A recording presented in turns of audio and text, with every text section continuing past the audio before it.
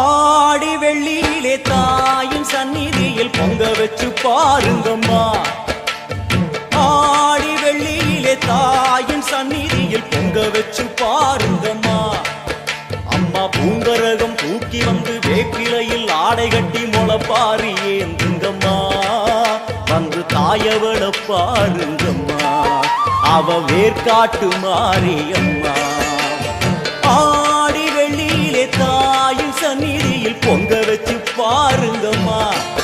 அம்மா பொங்க வச்சு பாருங்கம்மா.